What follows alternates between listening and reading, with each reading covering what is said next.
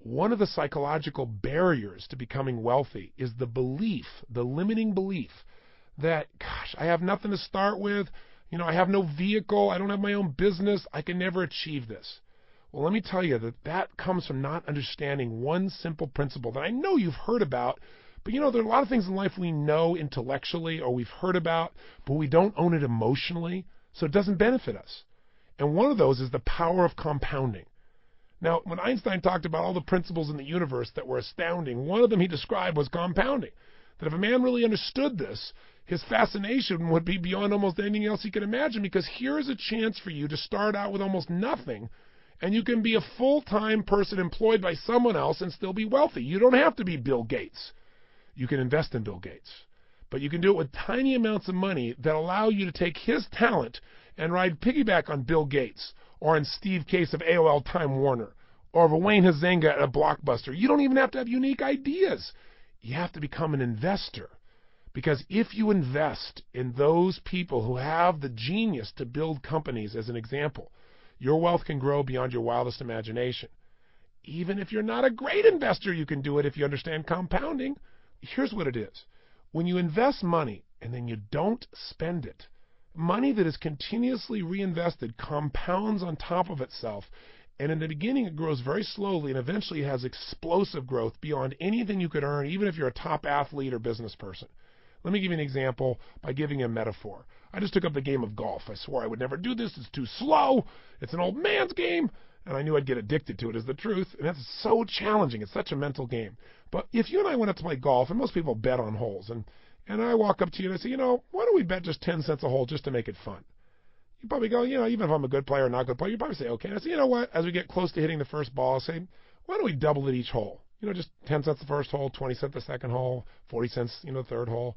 And you say, okay, that'll make it more interesting. You just made a big bet, and you better be good at golf. Let me tell you why. Let's walk through it for a second. The first hole's worth a dime. Second hole's worth 20 cents. Third hole's worth 40 cents. Fourth hole's worth 80 cents. Fifth hole's $1.60. Sixth hole is $3.20. Now, if you play golf, there's only 18 holes. So we're 6 holes into it. We're a third the way into it, and it's only $3. So what's the most it could cost us? Probably $12, right? Well, let's continue. If the sixth hole is $3.20 and we double it, then the seventh hole is $6.40. The eighth hole is $12.80. The ninth hole is $25.60. Now, there are 18 holes. We're halfway there. Are we a little higher than you pictured in your mind when we started? Yeah, but you're going, oh, what's the worst? $100, $50, $75? Oh, no. The 10th hole is $51.20. The 11th hole is $102.40. The 12th hole is $204 what? $80. Come on, you can follow this in your head. The 13th hole is $409.60. The 14th hole is $819.20. The 15th hole is $1,600, $1,638.40 to be exact. You know what it is on the 18th hole? $13,107.20. We go from 1,000 to 13,000 in 3 holes. Now, if I could show you this on a graph, if I was with you visually, I could show you investing on a graph. It's 10 cents, 20 cents. If you went across horizontally, it looks like the grass is growing. It's so slow. But when you get to about the 15th hole, it starts to explode off the charts, where instead of seeing grass, you see mountains showing up on the graph. And what happens is it grows geometrically. So what happens for most people is they start investing and they say, oh, it's such a small amount. I'm only getting 10 or 12% or even 20%. But it means nothing. I'm not making enough money. I'm only starting out with, $100 a month. Let me give you a reality check. If you just put away $5 a day, $5 you spend on other stuff, that's $150 a month. And you invested that at a 15% annual return, and you didn't take out your profit. In other words, when you made a return, you reinvested it. And you do that for 30 years. You say 30 years is a long time. Well, of course it is.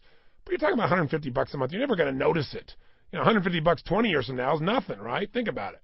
So if you do that for 30 years, that's worth $1,051,000. You add another 10 years, guess what that's still worth now? Now it's worth $4.7 million. Now, obviously, you can invest more than $150 a month if you were committed. So you say, what if I could save a lot? What if I could go and do something like $250 a month? Well, $250 a month, to give you an idea, is worth $7.8 million in that same 40-year period of time. So that's the power of compounding. If you're starting with nothing, you can make this happen. Let's go back to the example in golf. Remember I said it's worth $13,000 on the 18th hole? Well, remember on the 15th hole, it's only worth $1,600. There's a big difference between $1,600 and $13,000. What if you waited 3 holes to start? What if you said, oh, I got time, I don't have that much money, I got a little more money, then I'll start betting dimes. I'll wait to the 3rd hole to start doing it. Then the most you can make is $1,600 instead of $13,000. The lesson I want you to get is no matter how little you're starting with, you must get started now. I don't care what it is. You've got to put that money aside, and you've got to make sure you invest in it. I'll give you one more good example.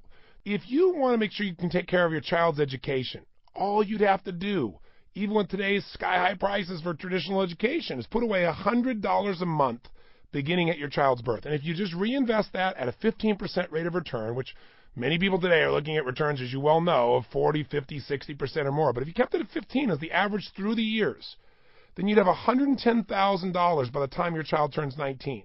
Now, if you don't ever add another dime, you don't keep adding $100 a month, you don't add anything, you just keep reinvesting it.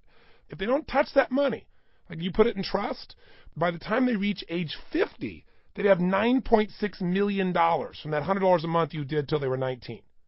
Think about that. By the time they're 60, they'd have $39.2 million, and 60 is young. If you want to wait till 70 to touch it, they'd have $158 million. Now you say, well, 50, 60, 70, I don't know, that's old. Well, many of you listening are older than that. But I want to tell you something. A woman today who reaches the age of 50 can expect to see her 92nd birthday. If you reach the age of 50 without cancer, without heart disease, you're going to live to be 92. That's what the statistics say. Men, it's not as good for you. I'll just leave it at that. In contemporary America, 8 in 10 people now sail past their 65th birthday. That's an amazing statistic. Now, especially when you realize that in 1900, the year 1900, the average life expectancy for an American was 47.3 years old. 47. In 1998, the average life expectancy was 76.6 years. We virtually doubled the life expectancy of a human being in 1 century. Now, that was before we had the kind of technology we have today where we're decoding our entire DNA as a species. I mean, if you think about that and you think about where we're going, our life expectancy will explode beyond what it is now. So the question is not whether you're going to live a long time, at least not if you're going to practice what you've learned in this program, but also, what are you going to do when you get there? What are you going to do to enjoy your life, and how are you going to support yourself? So handling your finances is so critical, and compounding is the ticket. And don't kid yourself and say you have no money. If you say, well, I have so little money, I'll take 10% and invest later on, you're wrong. If you're not willing to take a dime out of a dollar, you're not going to take 100,000 out of a million. It won't happen. And so the question people always ask is, well, where do I start? And the answer is you must start with a minimum of 10% of what you earn being invested and not touching it, reinvesting and compounding it. I've never met a person, when you go to our Wealth Mastery program, we help you figure out exactly where you are today financially, because most people don't really know. And we have you describe exactly what you want to do at many levels, short-term, mid-term, long-term. And we have you come up with your ultimate dreams, and you'll find out your dreams are possible. They're totally achievable. And we run a computer program. We keep changing it till we come up with examples that are incredibly conservative, and you can achieve them. In all the years that I've done this, virtually anyone that I've talked to, whether they're starting from zero, in the hole, or ahead, saving 10% reinvested can achieve their goals in 10 to 14 years. It's extraordinary because of the power of compounding. In the beginning, you go, this will never happen. It's like the 10 cents a hole. And then all of a sudden, bam, bam, bam, you have this huge growth. I'll give you another example. I was reading in People magazine about a man named Ted Johnson. He was an African-American UPS delivery man. He grew up in the South, and he just recently passed away in his 90s. So you can imagine, in the South, when he was growing up in his youth, he wasn't exactly treated as an equal. And so he didn't seem to have the same economic opportunity that most people would have. In his entire life, he never made more than $30,000 a year. But when he died, through the power of compounding, he left a legacy of more than $70 million. $70 million. And by the way, he gave away $36 million of that money while he was alive. It gave him such joy. You're going, I'm going to work for the UPS. No, it's not the UPS. It's that he took his money, he set aside, he compounded, he didn't touch it. And now he's left this legacy for his family and for his friends and from the city he grew up in. He was so thrilled in his passing because he lived a full life into his 90s. He loved his life. He had a great lifestyle, but he also created incredible abundance for the people around him, and he now has a legacy that lives beyond him.